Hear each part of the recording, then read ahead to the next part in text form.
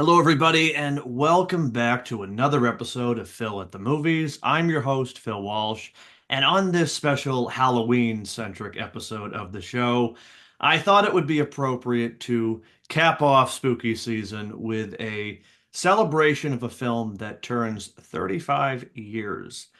Quite an accomplishment. This is, of course, from the Halloween series, and the film is Halloween 5, also known as Halloween: The Revenge of Michael Myers. But interestingly enough, outside of the posters, I've never seen that on any of the home video versions or whatnot. Even I think the trailers sort of downplay the revenge aspect, but that's neither here nor there. But to talk about this film, I am not alone today. I am delighted to be welcoming back Anthony DePuzzo from the Never Split Up podcast. Anthony, welcome back. And first off, let me say happy Halloween, buddy.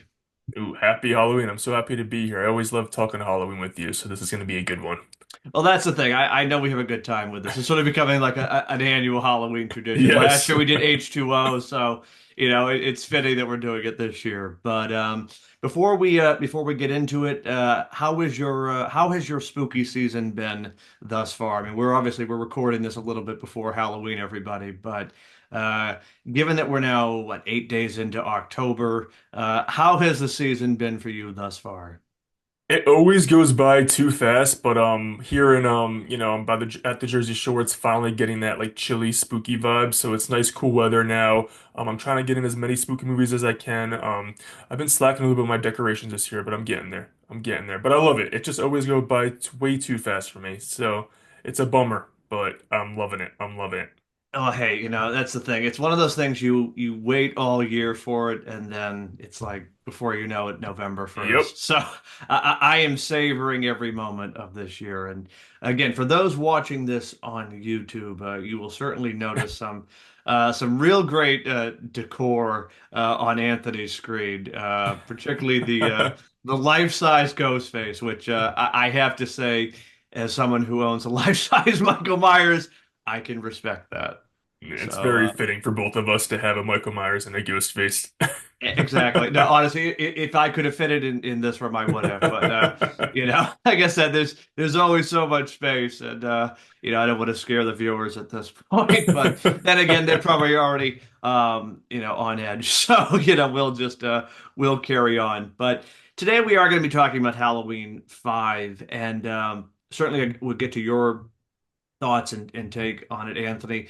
This is, and I hate to use this term because I think it is such a cliche and it really means nothing, but this is a quote unquote guilty pleasure, even though I don't really believe in those things. But Mhm. I guess if you were to classify it like Halloween 5, I mean we'll get into it. We'll carve up this pumpkin, but this one has a special place in my roster of Halloween movies, and it's one that I always enjoy going back to because it is so different and it is so unlike the previous installments. Even taking out Halloween 3, this one is.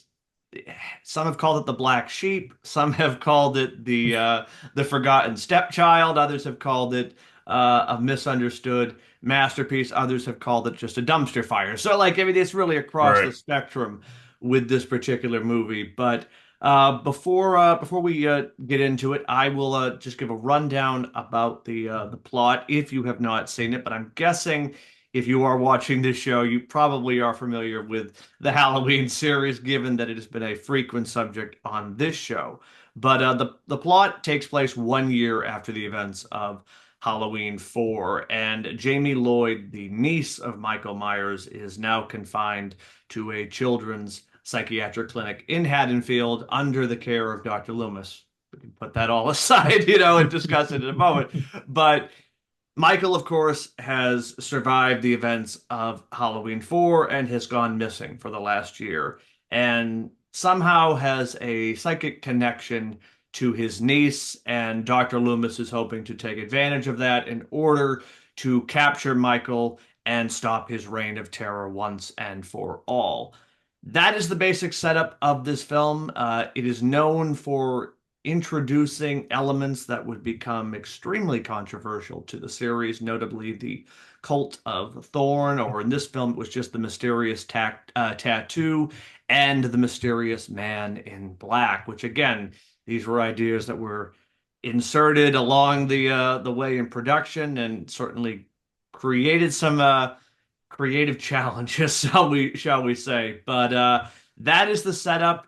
Again, Donald Pleasance returns. It also brings back much of the same cast from Halloween 4, as well as a few new characters as well, including the character of Tina, who is certainly a source of a lot of discussion now, 35 years later. But again, as I said, I thought it would be fitting today to talk about this film, given the soft spot that I have for it and the fact that it turns 35 years. It's 35 years old, and interestingly enough, it is swept aside a little bit, particularly when people talk about the later films, 4, 5, and 6. 5 is always sort of put off in its own separate space. But I guess Anthony, I'll start first with you, man. What is your first memory of this film? How did you discover it? And give your quick initial reactions and thoughts on the movie. Okay, yeah. I obviously grew up with this franchise. In our last episode, I think you asked like what got me into Halloween, and I saw it like the original as a 6-year-old. My parents introduced me to it, so it's obviously Halloween was a part of my entire childhood. So I would assume by the time I was like, 8 to 10, I was getting to these sequels. And I loved Halloween 4 because I was around Jamie's age, so I was able to connect with it. And then I watched Halloween 5, and listen, guys, I adore this movie. It's a gem. It's a gem to me. It's nostalgic for me. I love 4 and 5 being the Jamie spin-off movies. That's what I pretty much call them. And curse. Wah, wah, but Curse we'll get to one day. Yeah, But one no, I day. really adore this movie. I like what you said about people think it's the guilty pleasure, and I see why people would say that because I mean we're gonna get into it, but this movie does things that irate me and frustrate me to no end, and I have huge problems with it. But you know what?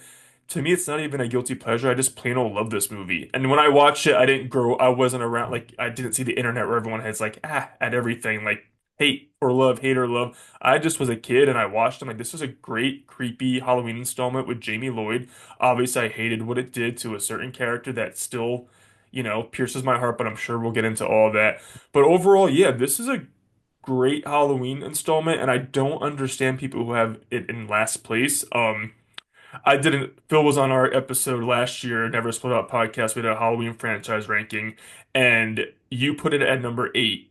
And I don't know if your ranking changed, and I have it at number 7. So for me, every Halloween, like I love the good and bad of this franchise. It's my second favorite franchise. I love them all. But really, when you get into the top 10, I really, really love them all. So this is a gem for me. It's up there. It's, towards the middle to the upper part of my list. So I really, really appreciate this movie. And I don't care what anybody says. I love it. Amen to that, man. No, I rewatched it ahead of this episode just because Yeah, one, it's yeah. Halloween Why time, not? and Yeah. exactly, and it. I will say I haven't reorganized my ranking for this year, but I can tell you it has gone up Oh, from good. where I put it last year because again, the film is not perfect, and certainly when you kind of compare it as a direct follow-up to 4, there were certainly transparent problems with the film. Right. But putting that all aside and just sort of watching it as this crazy, weird, almost gothic horror film, quasi fairy tale, it really is, I think, one of the more unique entries in the series.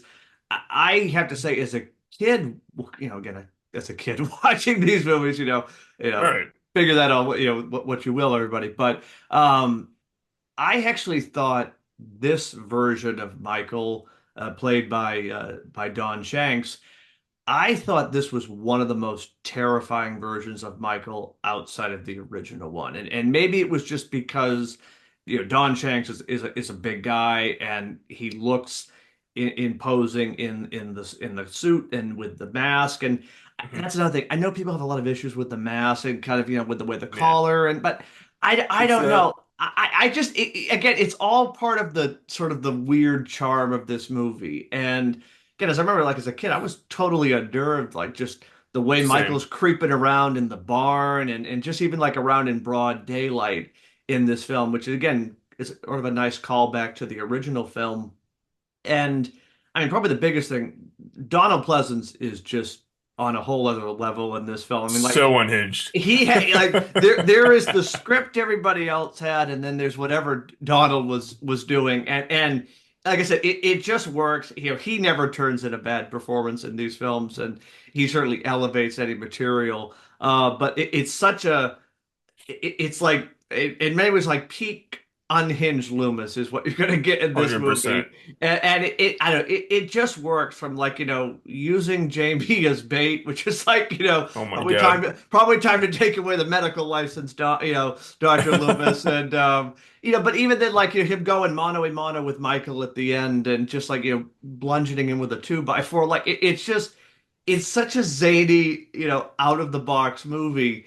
And I can understand why people have, in some cases, a visceral reaction to it because Right. it is so different from four, and it does introduce a lot of elements. Like, I mean, we'll just start with it.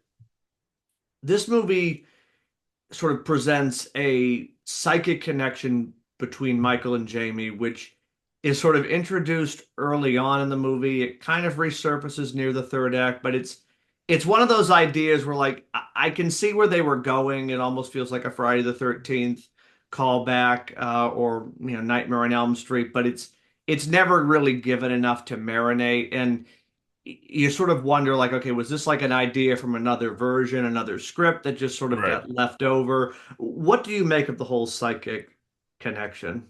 Okay, well, I think that obviously at the all-timer, like, what the fuck ending of four, after you have, Jamie touches Michael and then she does what she does to her, foster adopted mom, Yeah. they had to kind of dig their, which was a great all-timer ending, but to go to a sequel with that, they kind of had to get a little creative and figure out what to do. And I know there's a bunch of people who think that it should have been Jamie taking on the mantle. I don't think that would have been sustainable as her being the killer. I mean, go to Halloween for Michael Myers being the killer.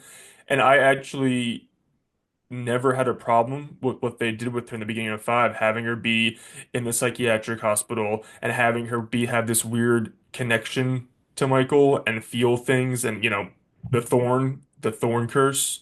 You know, I actually appreciated it because it's mysterious. Nothing's over explained like we get in Curse. Like we don't really know why she has her or what's going on, but we know in four she touched him. Some bad shit happened. He gave some evil, juju on her, and then she went in the hospital and she's all messed up from it and she still has these weird feelings and I actually think it was cool that she could always feel something or have a reaction when he was about to kill. I actually thought, I mean, and Daniel Harris, we should just say knocks it out of the park in four and five, but she's so good.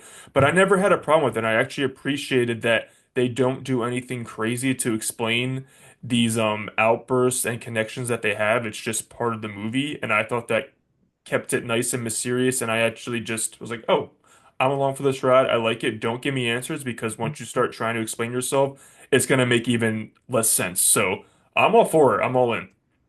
Yeah, I'm with you on that point because certainly, yes, narratively, this film created probably some challenges that Right. fell into six's lap. But again, I Oof. think that's kind of the beauty of this film. It leaves so much up to the imagination. And I was actually talking about this with somebody recently with regards to the original opening for the film. Mhm. And certainly Halloween fans will know it involves a character called Dr. Death. And he is responsible for resurrecting Michael Myers. I think he is even responsible for giving him the tattoo Right.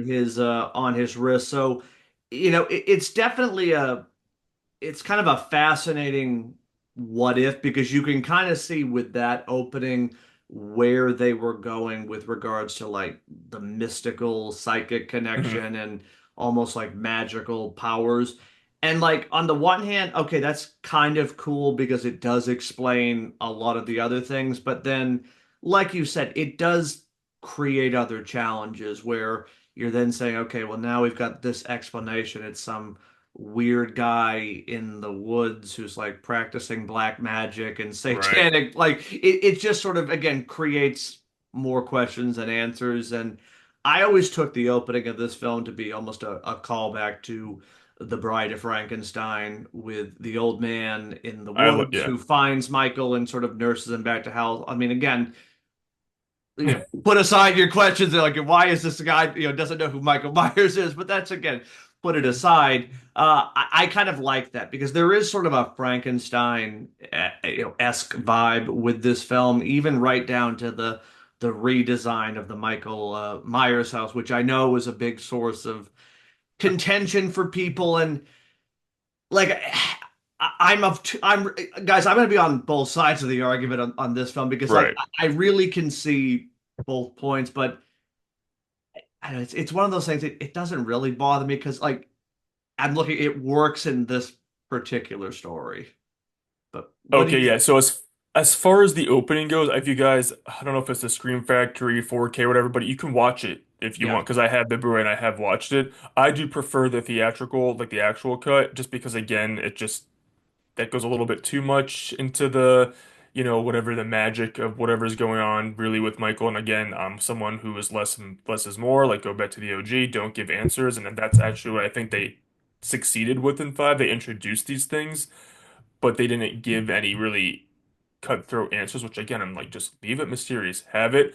Um, I really like the opening, and I do miss in movies. It's again, this is part of the movie's charm. I love when we start a movie with the end of a previous movie, and they do it again in four. We see how he escaped, the explosion. I really, really, really, really enjoy it. And as far what was the other point you brought up? You talked about two things, the opening and the house, sort of the oh, Frankenstein-esque. yes. Yeah. I have huge thoughts about that. Listen, this movie's a mess, and no one's gonna argue that, but they had that house, and what the final third act and the set pieces in that house are some of the best set pieces of the entire franchise. So I can get over the house not looking identical to the Myers house. Maybe someone moved in and tried to do some remodeling, then we're like, screw this, and we're leaving before and it gets run down. I don't care. The interior is so awesome for a horror finale Halloween set piece, and I think it's some of the best set pieces and chase scenes in the entire franchise with the ending. So I'll take it. I don't care. I can just ignore it. Again, it's a mess. Does it make sense? No. But this movie is a bunch of, does it make sense? No. Is it still awesome to me? Yeah, for the most part. That's the thing. Like this movie takes a lot of swings, Right. and I mean, certainly, I mean, we might as well get into it since it's right up top of mind. The the big swing that this movie takes, and it is certainly the probably the biggest sort of bone of contention that a lot of fans have, and probably is where it loses a lot of fans. Uh, Fan favorite character Rachel hmm Carruthers, final girl from Halloween 4. As I said, really a One of the fan. best of the franchise. Yeah. Honestly, again, I mean, in a series that is dominated by Laurie Strode, it is rare for somebody else to sort of rise into that conversation. And Rachel certainly earns her stripes, if you will, with Halloween 4.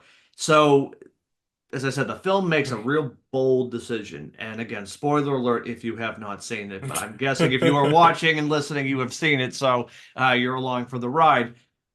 Rachel doesn't make it out of Act One.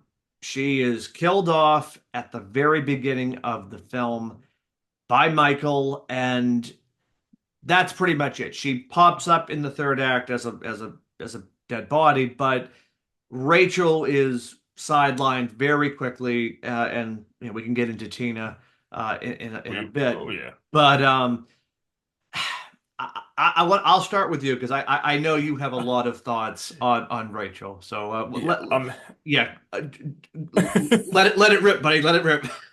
Yeah, I'm happy that we're just starting with like this is one of the first topics we're discussing because this is the biggest ding in the movie for me. I think it's really disrespectful what they did to Rachel and Ellie Cornell. I mean, in Halloween 4, she went from, in the beginning, from, I don't want to be around Jamie, she's just holding me back. I want to be with my boyfriend, to the end where she's doing everything she can to protect her and being such a good final girl. She's not going to let Michael get to Jamie. The roof scene was awesome. Like, she is so good, and she's built up to the end of that movie to be like a really good protector and final girl. And then what they do to her, she has one scene with Jamie, maybe two scenes with Jamie, and then she goes home and she's like resorted to the typical slasher girl who's in the shower and then in a towel, which again, trope fine, but it's Rachel. Like, the final girl of Halloween 4 is running around naked in a towel, and then she's just like typical, like they treat her like a nobody who's killed off. She doesn't even put up a fight with Michael. She just literally gets stabbed with the scissors. Not even like an epic death. It's so disrespectful, and we'll get into Tina, but I don't even hate Tina like everyone else does. Like, she's whatever. But people, I hate her because she has Rachel's death. That should have been Rachel's death. And what you said is they subvert expectations by killing off Rachel. If you wanted to do that, you could have still done it, but have her have that death, because that's her death. I'm sorry. Tina's death is 100% Rachel's death. I don't know if the director was trying to pull a switch room like, oh, this would be cool. It's not. You can still kill Rachel off and have her be the one who saves Jamie after that epic, epic, iconic car chase, and you still kill Rachel off before the finale. And that's still like a whoa, you're killing off the final girl. But it's in service to the story, and you're like, oh my God, you get emotional because she's saving Jamie in that moment. This death scene that she has is horrible. It's really horrible. I think it's a disrespect to the character, the actress. I know she was upset about it. Wasn't like, she wasn't stingy about it. She wasn't like, whatever, I'm gonna be a brat about it. It's just like, this is really how I'm going out. Like, this is how I'm going out. The final girl, I'm Jamie's protector. And it's just the wrong move. And it's so clear that her death should have been Tina's death. And why did Tina get this iconic death saving Jamie where Rachel we had for a whole movie? She's literally pretty much Jamie's sister. She's Jamie's sister. So it should have been her death. It pisses me off every time. This is the biggest con to the movie for me. And I do think it's a really, really, really disrespectful, way for her to go out. I will co-sign everything that you said there because, yeah, rewatching it the other night, it does it almost stops the movie because I mean, from then on, with the exception of Loomis popping up, every Right. so often, we're following characters who we have no connection with. I really don't Um, care about what happened to them. Bingo, Yeah. because they're largely sketches of characters. I mean, Tina has, I will give her, there was a personality there, so you can kind of, Yeah. all right, Hey, and I guess he's there's, quirky just like the movie. yeah, yeah, So, there it is. Tina is the Halloween Five. Yep, there we go. That is perfectly summed up. Yeah, so like we're following these different characters, and again, we're not invested enough, and I think that is where a lot of people lose this or lose interest because Rachel is gone. And again, I think it would have been an easy flip. I understand what they were going for, I guess. It's just the way that it is handled. I think if you were going to kill Rachel, because again, I'll give it to them. It's a bold choice to kill off your right. final girl from the last movie within the first 30 minutes. I mean, that's a major decision to make. And But at what I cost? yeah, well, that's the thing. If you're going to do it, you got to do it with some oomph and some narrative finesse, if you will. Just having her go down with the scissors to the neck, which I guess originally it was an even more graphic, Brutal, right. and like the scissors were gonna like go down her throat or something. So like And no it's fight. well No that fight, that's no the thing. nothing. Like I She mean, this just is takes some it. That's not the Rachel from Halloween 4. I'm sorry. It's a random, it almost, she must be just a random like character to get killed off like in any of the others movies. Just and it's that's not something her. that is something that bothers me. I mean, I've had like a lot of sequel talk on my mind lately, so like this is really fresh and Right. raw. But like when you do that to a character where you basically either stall them or regress, that is almost a cardinal sin of any sequel. And again, it's it's not a fatal flaw for the movie, but it definitely, if this is a ship, we're taking on water, and it's only the first act, and it sort of elevates probably other problems in the movie that Right. you might otherwise just ignore. But I think because they decided to do that so early on, I think all the other flaws take on added weight for some reason. Like again, the lack of characterization with all of Tina's friends. I mean, I just rewatched the movie and I can't even remember their names. Exactly. Michael was one of them, but that Exactly. was like, Michael, the but that's easy. That's that's easy. Her boyfriend's bingo. Michael. Yeah, which Michael, okay, Michael. that was Come I on. mean that's clever. I'll give him that. But like everything else, it's like okay, like who are these people? I don't care. Pretty And sure it's Sam and Spitz are th the thank other, you. There we go.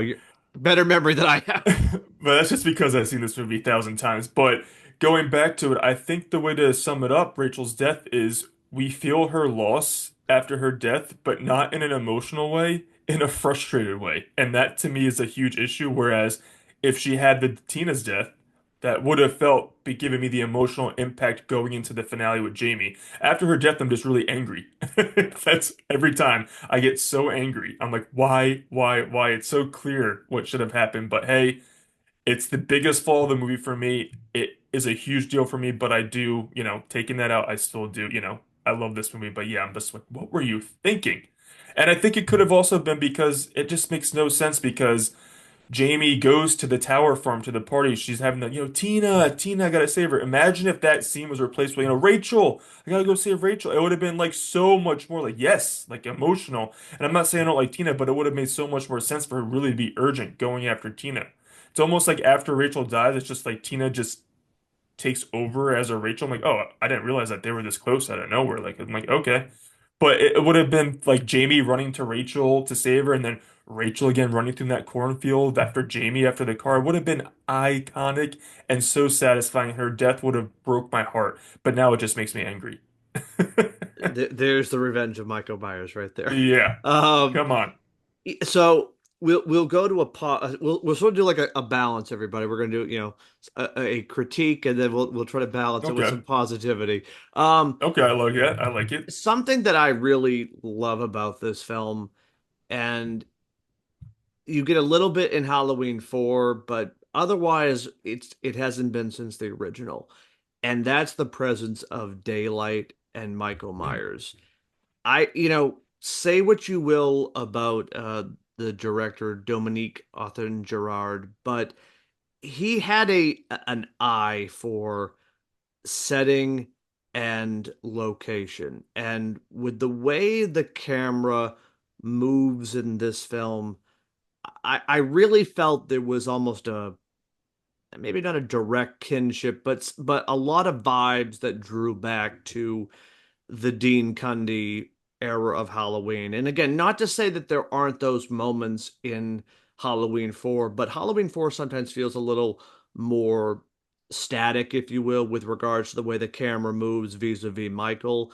And in this one, like again, whether we're creeping around the bushes or even like Michael in broad daylight in the Carruthers house, like there's just it's such a great callback to how the original film was because a lot of that first act and a half takes place in broad daylight. And there's just something creepy and unsettling about seeing Michael Myers, a character that's usually in the cover of darkness, walking around in broad daylight. I just thought that was a very good choice. And rewatching it the other night, I was like, yeah, that's kind of a nice throwback to Halloween and the original intention.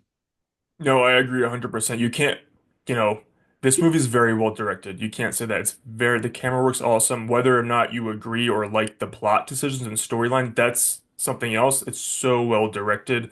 The couple shots that stand out to me is the scene when Michael is like outside the psychiatric ward in the trees, and Yeah. then he walks in. It's kind of like it's a little chase scene between him and Jamie when she's, goes down to like the laundry room in the basement. I think that's like fantastic when you just see him walking in. Also, I think Mike Gold's death scene is Yeah. pretty awesome. That's all in day, and it's a nice brutal. He gets that pitchfork to the head. It's pretty sweet. And just in general, like even when Rachel's during her sequence, like he's walking through the house in the daytime, after her death, when Tina's in the house, he's in the background. It's just very, very, very well shot. He always has his hands like going through the trees and a lot. You don't see his face, but it's just very good POV shots, and I think that the daytime scenes in this are probably one of the best of the franchise. Yeah. There's a story that again, I don't know how true this is, but I've Okay. seen it passed around a number of times that Deborah Hill, the uh, the acclaimed and The late great late, Deborah Hill. well said, she was the inspiration or the person who recommended I the think I did hear director of this this. film. Okay. So and she, I guess, was sort of the go-between with Mustafa Akkar, the executive producer, of course, and uh, getting Dominique the job. So again, take everything with a grain of salt, but there is sort of that interesting. I don't want to, wouldn't necessarily call it a baton passing, but sort of that, you know, uh, you know, well, I guess we'll call it passing of the baton. I guess Yeah. that's fair at this point, or passing of the sacred knife, I guess. Which again, sort of it's just I don't know. I just think it's kind of a nice throwback to to Hill and Carpenter's. Obviously, they're so far removed from the series at this point, but it is sort of interesting to see that there was some dwindling connections to the OGs. But again, I only mentioned that in passing because it is certainly a it's a fun little story to tell people at your Halloween cocktail parties. Yeah. It's Real awesome. really drop some information on them. But yeah, there's another thing about this film, and it's right at the opening before we even get the recap. The opening to this film with the camera moving in and out of the pumpkin I and love the somebody opening. I carving love it the like slashing and stabbing the pumpkin so good. The it sound effects alone. it's a top three opener for me of this Hmm. series. I just think again, you're trying to stylistically differentiate from where we were in four and really setting the tone to this film. I mean, again, not that it's like right on the nose, but there's definitely some sort of homages to French cinema and just Right. all of those sort of interesting references that just again it's only like a minute 30 opening, but it's just it's very cool and creepy, especially again when once you realize it is a pumpkin that's being carved up, and the camera's going back in and out of So good. the pumpkin, guts going everywhere, and it certainly sets the tone, if you will, for the journey that we're going to be going on over the next 90 minutes or something. I just always find that to be a just a fascinating one because it's again it's sort of subtly tipping its hat to the original, but also being its own unique and weird and creepy thing. And it's so creative. I love that we don't know when it's a pumpkin until you find out. And I'm like, ooh, what is he stabbing? And like, Right. oh, this is so creative that it's a pumpkin. And I think what you said is true. It's like setting itself stylistically different than four. And that's something that you don't get a lot in these movies that are so connected. When it's a direct sequel to four, it's following the same characters and the same plot, but stylistically it couldn't be more different than four. And that's actually something that I think is another pro to this movie, that they're the same story, the same continuity, but they couldn't be more different, style wise and directing wise and technique in general. And I appreciate that about both of them. It makes me love them both even more. Oh no, it's a great companion piece to watch these back to Right. back because I mean one you get such a unique story overall, but just the differences in the way the films are shot, directed. As I said earlier, there's a definitely a gothic horror vibe to this film, Hmm. which I certainly appreciate. Just Me again, too. whether it's from The Bride of Frankenstein, sort of homage at the beginning with the hermit in the woods to the redesign of the Michael Myers house, which almost is like a gothic castle in like a Hammer horror movie or something. It really is this own unique thing. And again, I don't think these things happened by accident because Right. the director has said over the years, he sort of viewed, Michael as almost like the dragon like character. You've got, Dr. Loomis is like the crazed, town crier. You've got Jamie, who's like the princess who's locked up in the tower trying to destroy the monster. Like, and there's that again. It's a bone of contention, I know, as a lot of scenes are, but particularly in the third act when she and Michael have that scene in the attic where he takes off the mask, Hmm. and I guess originally they debated whether or not they were going to show his face. They ultimately don't. They keep everything in shadow, but the the part that probably loses a lot more people at this point is the single tear that Here. rolls down Michael's face. And you know, Let's I talk about that. Let's talk about this. yeah, Let's talk about it. I'm 50-50 on this scene. Like, I think in theory, it was a cool idea to have her, try to outsmart him with this. But then I'm just like, also like, Michael, don't show Michael being vulnerable. And they do, but I guess it works I mean, if they're gonna do it with a relative. So to me, I'm like 50-50 on this scene. Again, it doesn't show him in the ending to me as a travesty when he's shown vulnerable in the jail cell, like fiddling with the handcuffs. To me, that's too much. I yeah. don't want to see Michael sitting in a corner, like playing with his handcuffs. Like, stop showing me that. But that scene to me, it's always like, I don't know if it fully works in the attic for me, but I appreciate what they were going for. Maybe don't show the tear, but I get what they're trying to do, but I'm also just like, don't, like, Michael's not Jason Voorhees. Let's not try to, like, manipulate him with, listen to your mother, Uncle Right. Boogeyman. You know what I mean? Which again, Yeah. so I think it's a cool scene. I kind of appreciate it, but it doesn't 100% work for me. It might be 80% of the way there. But cool. It's cool. It's a swing, and I appreciate it. Yeah, I'm probably more, I guess, pro to it than against. And the Right, me reason too. is one, I think it's sort of if you view this as like a gothic fairy tale, that Hmm. is like a classic moment where, all right, we're not going to destroy the monster with brute force. We're going to try Right, get to motion. to reason with him. And I think why it even works more for me is because of the scene that happens probably 10 minutes before, where you have Michael and Loomis on the stairwell. And like, I can get the argument if you're saying, oh, he's just playing Loomis, which again, there's that argument that, he's just Right, he taking could be. Loomis for a ride. But the way in which this film works, and you sort of, it's always there in this series. Like, I don't think Michael wants to kill Loomis. I think it's almost like this is a game between the two of them, and he doesn't like, stay back, but I want to keep having our fun.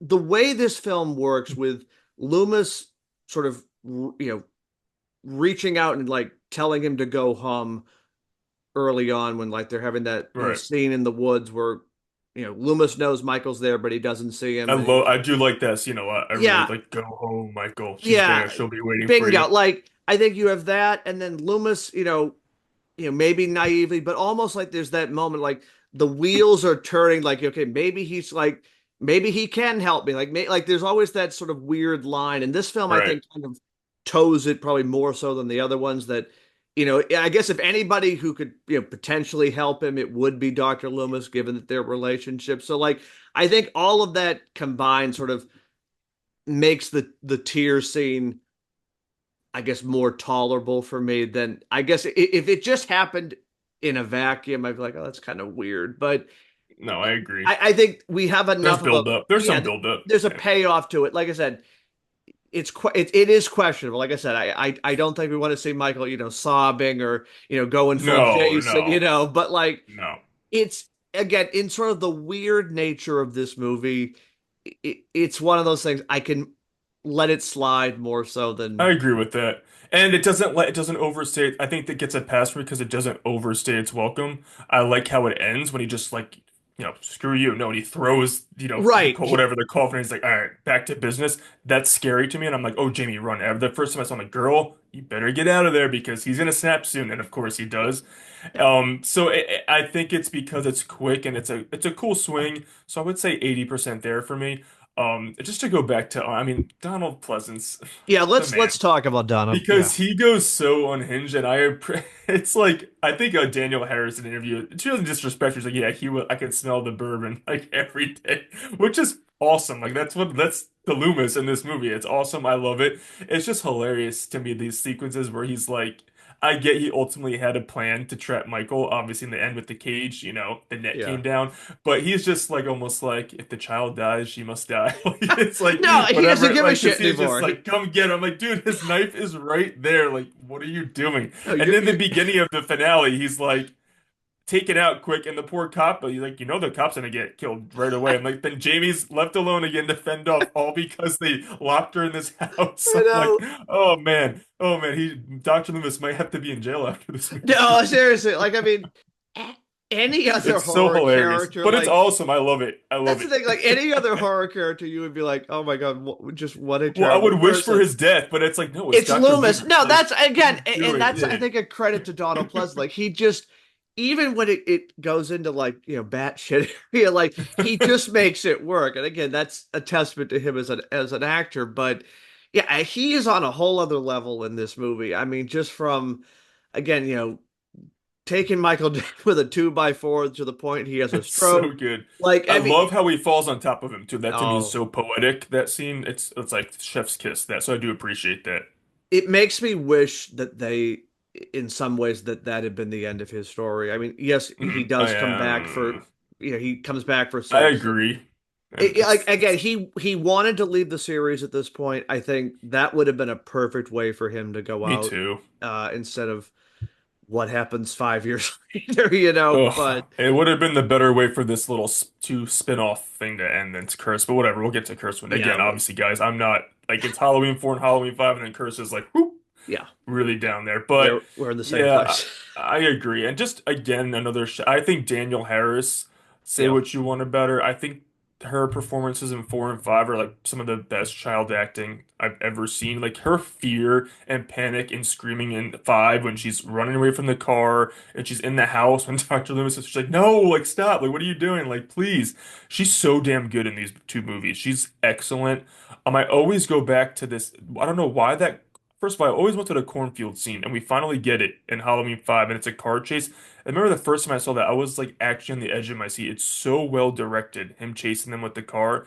And then to me, one of the top 5 scariest sequences in the entire movie is that laundry chute scene. So Oh my suspenseful. God. When she's climbing up and he's just stabbing through it. She said in an interview that there was an edit that was more gruesome, but I guess because it was a child, the MPAA made them cut it. Like he was actually slashing at her legs and she had blood everywhere, which is why you see when she gets out, she has blood on Yep. her. But they actually had that in the movie, which I kind of wish they left it in because that would have been like, oh shit, they're going there. Like this is intense. But even without that, like again, you're just rooting because we love Jamie so much, which is kudos to Danielle and the character alone. We are like, please get up that girl. But I will never, that scene as a kid terrified me in the laundry chute. Not only am I claustrophobic, but you have Michael Myers trying to get to you by any means. So again, that is one of the top suspenseful, terrifying scenes in the franchise for me. I honestly think it's even more terrifying than the roof scene in 4, which I It love. is. Oh, it But is. there's something about, again, you're trapped in a laundry chute, like, and it's like it's multi-layered. Like, he reaches out, she falls down, she crawls up, he's I love that stabbing, that visual, by the way, when he reaches out, she's just looking up, and and you the see his hit, face, and she's falling down, and oh, and then there's that other scene, like when she's crawling back up, and then he puts his head in at the oh bottom. my Oh my God! Once God. he like rips the bottom off, like oh, and he like shoves the knife, and Oh, then you see his. I'm like, oh no, like girl, and you're like, please don't slip, please don't fall. It's so well done, so well done. I love it so much. I can't say enough good things about that sequence. That's why I'm kind of like screw with the house. It's like we're getting all this iconic you couldn't stuff have on the had that. interior, you You couldn't know? have had that. Yeah. They That's picked the the best house to lay out for the finale, and I don't care, whatever. I'll put it. They kind of did enough with the exterior where it's all corroded, there's branches and stuff over. I'm like, just give it a pass. Yeah, again, like that's one of those moments I We're don't lose getting my. this awesome stuff That's the happening. thing. There's so much in the film. Like it, just embrace it for what it is. Like it's the weird Halloween movie. Like I mean, Right. it introduces all these crazy elements, and you've got unhinged Loomis to the max. But like, there's so much in this film. I mean, I was thinking about it, rewatching it the other night. Like it is a really brutal film. And Hmm. I mean, granted, this is the heyday of the slasher era of the 80s, but I mean, even in some ways by modern standards, and again, I know, effects and whatnot, but like just the subject matter in this film, like Michael is going after a 9-year-old little girl. It's It is a terrifying movie just in concept that I'm not even sure a studio would necessarily green light today. Or if they were, there would be heavy restrictions. I Like know. again, scene after scene, her being chased by Michael.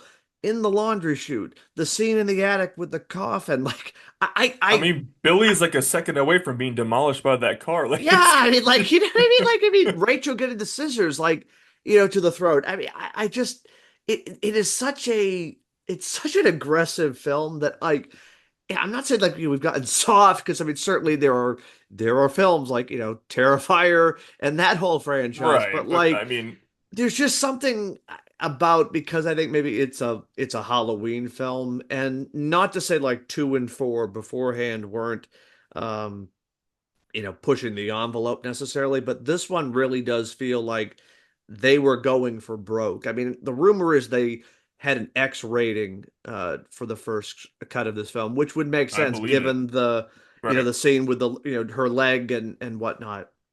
I think it also is because he's killing adults, but he's killing everyone to get to a child. So I think that heightens the tension, the brutality that he's Yeah, doing whatever he can to get to her. And I actually think it was a clever move to get all the police away from the house to yeah. go back to the psych ward when he we don't see it. And I didn't need I'm actually a couple people feel like they got gypped. I don't think we didn't need a full-on Halloween kills segment in the psych ward. I mean, that's pretty intense. He went and killed the staff and he might have killed kids there too. Like we didn't need to see it. The fact that we were just told and saw one body that happened. And then I do like to reveal that he's driving up behind the cop car Yeah. and then he kills that. And that's a pretty brutal kill too. He's like slamming the guy's head. So I like that's what got and it made sense. That's why everyone else left. I'm like, oh, wow, that's good thinking, writers, because how else are you gonna get it just secluded to Dr. Loomis, Jamie, and a cop or two? I like that. I didn't need to see him go slaughter the whole psych ward, but I think that was a cool, like, disturbing visual to have in my head to think about what he was doing there. So I thought that was smart too. That's the thing. The movie does leave some to the imagination. Hmm. Um, Which is what Halloween is about too. Bingo. Like it isn't a Friday the 13th film. It's not meant to Right. be in your face with blood and guts every 5 minutes. When it does happen, it's sort of there to serve the story and further the point. And again, while this is probably the more aggressive film of the earlier entries, like it works, I think, if that makes sense. I agree. It's not just slashing people for the sake of slashing people. Like even though the characters may be flat or stock, the way in which things happen, sort of, there's a point to it. Like again, the Mike character, and that's actually probably a good way to segue into uh, the uh, the Tina discussion, the Tina of it all. Tina, Cookie Tina, Woman. yeah, again, just Iconic. the lines in this film, iconic with a capital I. Yeah, so Tina, as we said, Rachel meets her end at the beginning of the film, which then Same. elevates the friend character of Tina to essentially co-lead and surrogate final girl, if you will, even though she does, of course, meet her end uh, through a Right. sacrifice, but nevertheless, she doesn't make it out of the film alive. As I said, a lot of people have issues with this film from the Right. introduction of the cult, which we can get into, to just sort of the way that the film ends. But a point that I hear over and over again, and I'm really of two minds about it. Tina certainly gets a lot of the Hate. A frustration. Yeah. lot of hate. And I understand from the point people love Rachel. I love Rachel. Same. Rachel should have been the character. I think that is fair to say. But at the same point, it's not like Tina is this one-dimensional character like Sam or Spitz or even Michael to an extent. Right. Michael, her boyfriend.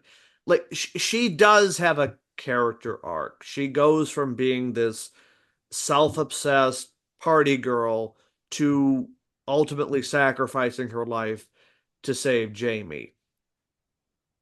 We may not like necessarily that it's her instead of Rachel, but you know, the knock on her that she's just this vapid character with no point. Like I think that's kind of selling her short. And again, I'm not the biggest fan of the character because again, sometimes she can get a little cringy, just with some of the like she's a little too much, fun. Like it Right. just like like even her stuff with Loomis, it's just like, oh, come on, like, or Right. some, come on, Like they're in their conversation. I'm like, girl, like, come on, it's Dr. Loomis, like, come on, listen to the man, honey, listen show to the some man. respect.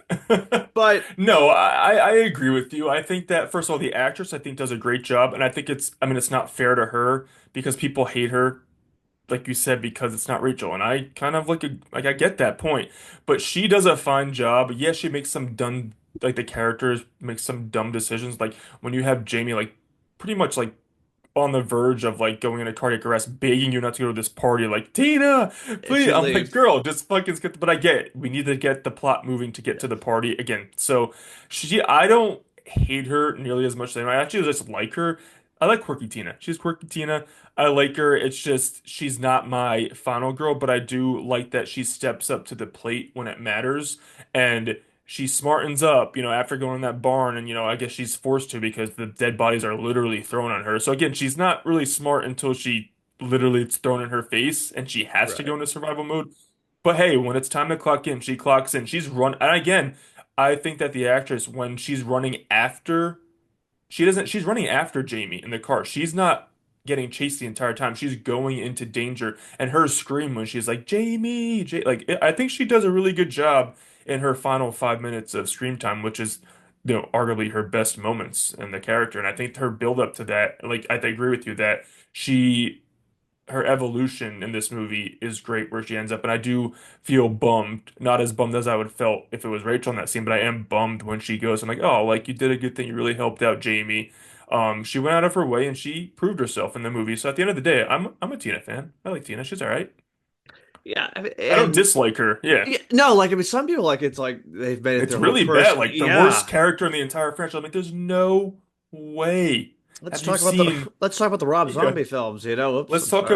about Curse. Let's talk Yeah, about Resurrect. Like, come on, let's yeah, talk no, about the rest of Tina the is not the franchise. worst character, believe me. He's I not mean, even top five or top no, ten. she's not. Dude. Like, and I mean, at this point, like she's like the only person outside of Loomis and Halloween 2 who's like willing to sacrifice themselves, to Right. try and stop And not Michael. even Which sacrifice. She goes out of her way to run into the danger. It's yeah, not like like I mean, he's just there. yeah, She's actually like, he she wasn't must have going known in after that her. moment. It Yeah. was And over. that she's like, Yeah, this is it. Like, yeah. And even as she's dying, I love when she's just like, run. She's like, run, run. yeah, Like, at her final breaths are telling Jamie to run.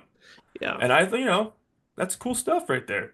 Okay. Again, imagine if it was Rachel saying Oh no, that's why people come in. You know what I yeah, mean? it would hit on But such a whole other level. But overall, yeah, I would say I'm fine. I'm all right. I'm a-okay with Tina. yeah. Again, Tina is the perfect representation of this film. She is the Quirky. quirky character. The film is quirky, and like Hmm. you love Halloween 5 for all the quirks and all.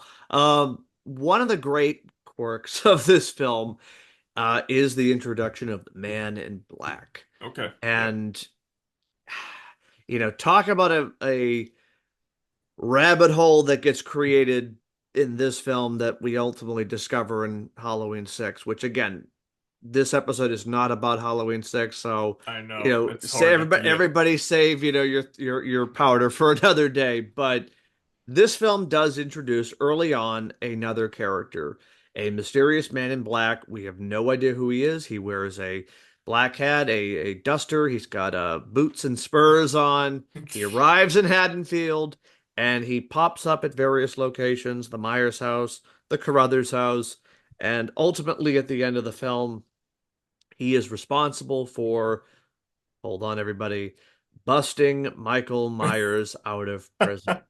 He rescues Mikey. So yeah, this is, if there is one issue I have with this whole film, and again, I really can excuse a lot with Halloween 5. Right. The Man in Black character, regardless of where this goes, which I have issues where it goes later on, Ooh, but just horrible. in this film alone, it's just so baffling. And it's clear they were angling to do a sequel as soon as possible. You Mhm. don't end the film with him being broken out of prison Right. to just let it, leave it hanging for 6 years. But in any event, it is what it is, and that is part of this film's odd legacy. This mysterious character who, mind you, has the same thorn tattoo on his wrist, as does Michael. Right. What are your thoughts on this character or lack thereof? Listen, yeah, I wasn't like it's random. I didn't need it in the movie. I didn't necessarily want this kind of character in the movie, but again, to the movie's defense, it introduces another mystery, and when you're on a part five of a franchise, you're gonna have to do some things to keep it going, and that's why, some franchises, it's better when you end at a trilogy, but hey, I love all these movies for better or worse, and they had to do something to keep it going. Again, this movie, to me, less is more. We didn't get 1 ounce of answers. It was just a mysterious guy pretty much walking around throughout the movie here and there.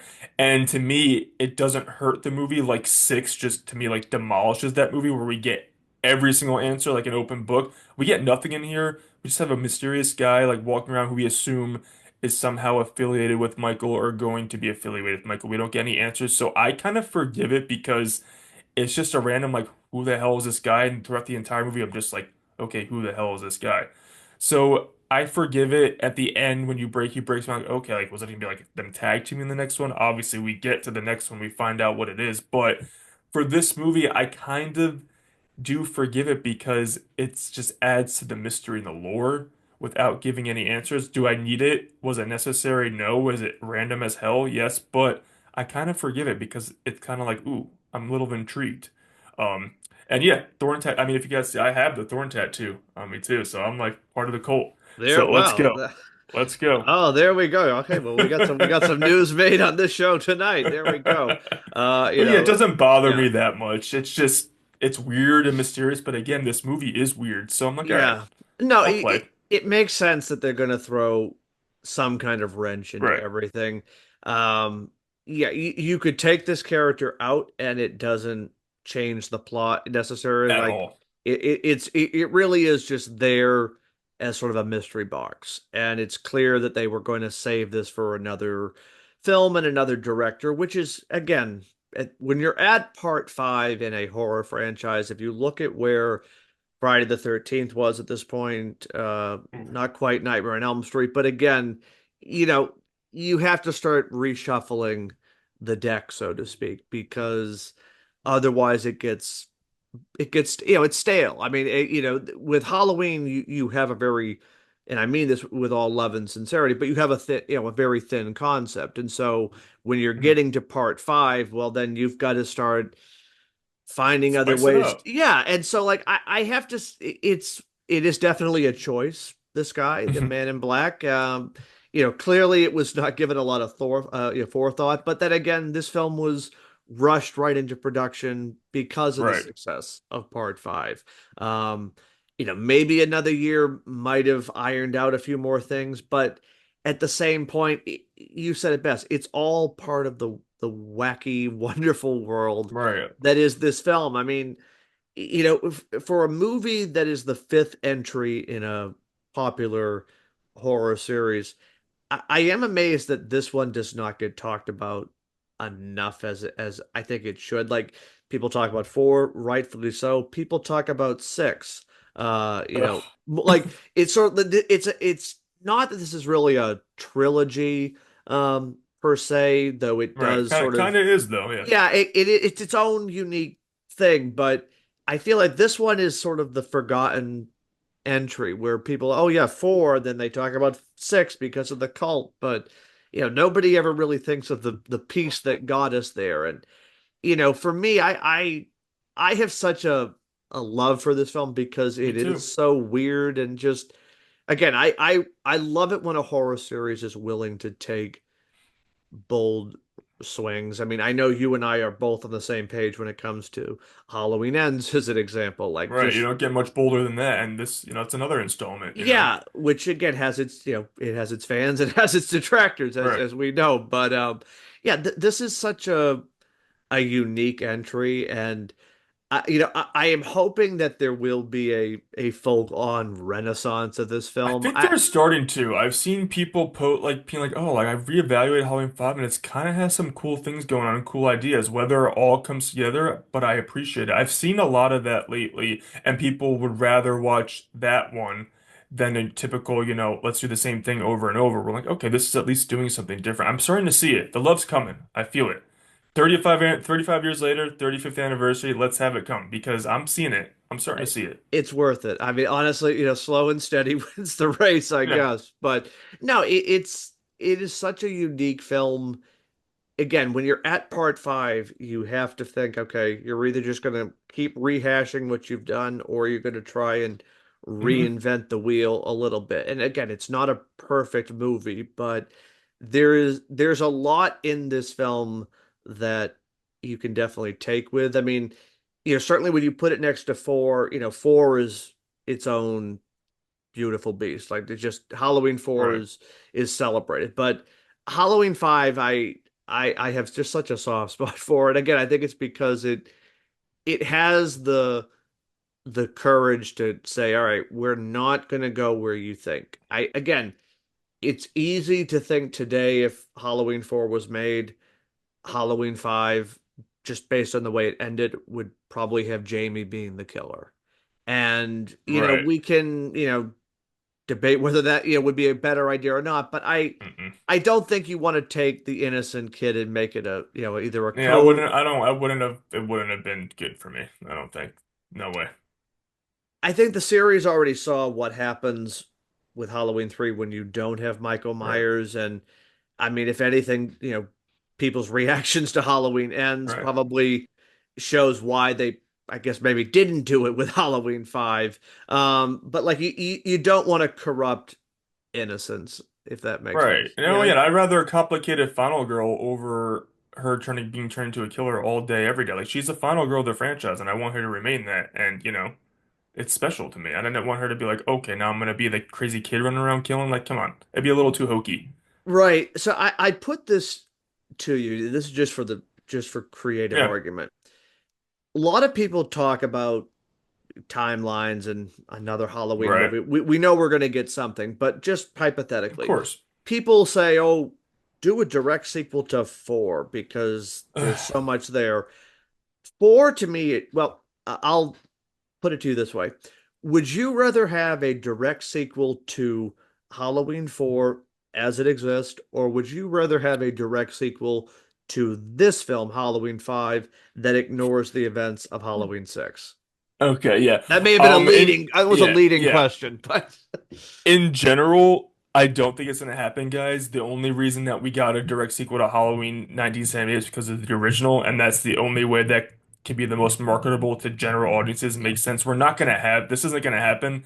It's not gonna be it wouldn't be a success because it'd be too messy and it'd be way too confusing. But it's hard for me to answer that question hypothetically because I'm first like, oh, Halloween 4 because I still get Rachel. And I could have Rachel and Jamie in a, direct sequel. But as far as just thinking about Jamie and the emotions that she went through and her journey, it would be cool to see her after Halloween 5 because after that final set piece with Dr. Loomis and Michael, she was left in such a vulnerable state. Like the last line of the movie, she's like, no, no, because he got out. So I would say for nostalgia and to wanting to see Jamie and Rachel team up, I would say 4. But just for Jamie's arc alone, to see what she would went through two movies and two different massacres, I think the emotional impact on her, I'd probably go with 5. So it's a cheat answer, but I would that's how I would play that out in my head. yeah, I think that's fair. I mean, and again, guys, I know this will never happen, and I Yeah, frankly, I yeah, wouldn't. I will say this: I wouldn't want it to happen because yeah. there's no marketability. There are already 50 different timelines in this series as it is. So like, Start. I I think don't we need to start fresh. honestly, I don't think we need to throw another one on the fire. But I mean, again, just for hypothetical, I would Yeah, personally rather have it be a direct sequel to 5 because I yeah. think if you do a direct sequel to 4, even though a lot of people want that, you then immediately have to make the choice. Are you going to have Jamie be the killer, or are you going to take the Halloween 5 route and say, well, no, Michael made her do it? So, like, to me, it almost makes sense to kind And of that would be a rehash again of what 5 already did. bingo. So So, it's kind of like, yeah, yeah, just circumvent that and, see what happens. Like, spin off the Man in Black in a whole other direction. right, right. But No, it's again, a fascinating movie. It's a fascinating movie. It is. It is one that, as I say, it's a guilty pleasure, but it's not a guilty I pleasure even think because, the score is really good. Like the Alan, I think it's uh, Alan Howarth through the score. yeah, They little like nod to like the shaped stalks in the beginning and just like the twist on the theme. I think it's a really, really well executed score throughout too. it's very ominous. Yes, And it again, it really does feel like a throwback in a lot of ways to the first film, even in more ways than four does. And four is certainly more of the spiritual successor to right. 78. But there, again, there's just some elements in the way the like you said the music hits. It is So very good. it again. Say what you will about the storyline of this film and some of the choices, but the from a technical level, this film is one of the best. Like they did not half-ass it, to say the least. Right.